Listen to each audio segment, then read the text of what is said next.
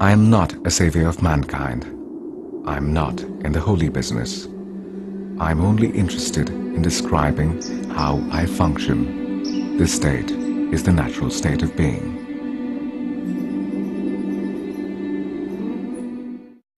All that is coming out of me is the barking of a dog, nothing else. You are the one that is making this barking, turning this barking into a language, English language. People have had trouble with your philosophy, generally because they feel it's a very negative philosophy, that it rejects the idea of God and happiness and ideas of freedom. And you, on the other hand, say that it's the most positive philosophy. U.G. Krishnamurti's life remains a mystery. No words or descriptions can capture this unique man. Philosophers have tried to fit him into some perspective or make sense of his statements about the human condition. I have no interest in changing you. I have no interest in freeing you from anything, because I know that there is nothing there to be free from. Why is it that we are such masterful destroyers of the earth and the air and the water and destroyers of ourselves? What kind of a human being you want on this planet? Unfortunately, the religious thinking of man for centuries has placed before us the model of a perfect being. An encounter with him is like a bomb going off, shattering your beliefs, hopes of understanding what life is.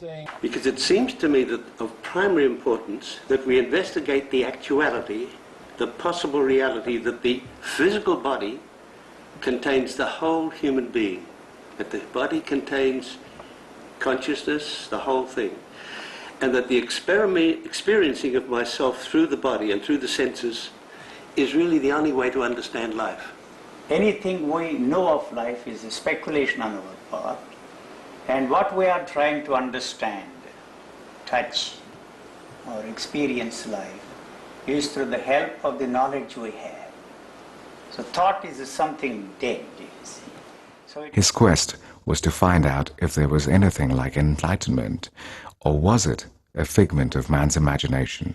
You said, which was shocking in a way, but very clear in another way, that we people sort of exploit each other. We are not honest, decorous, and decent enough to admit that all relationships are built on the foundation of what do I get out of this relationship. No power in the world can touch me. I tell all the doctors, if you suggest anything, be careful, you will not live long. If you want to live, don't tell me anything. Shoot all the doctors on sight and at sight. His teachings pose a great challenge to the religious traditions all over the world. In fact, there was no teaching. There was no symbolism, no metaphysics, no mysticism involved in his words. Everything worth talking about came from outside. All the heritage came from the acid heads, those bastards living in the jungles, drinking soma juice.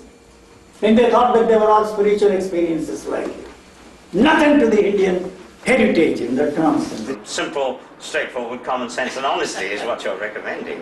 I'm not recommending anything. I'm not recommending anything. I'm not interested in freeing anybody from anything.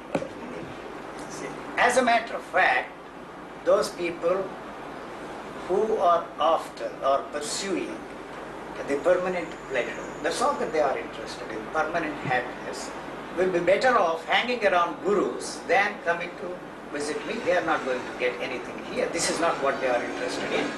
The best thing that you can do to me and to mankind is to burn all the memories you have of me, about me, along with this body when I am dead.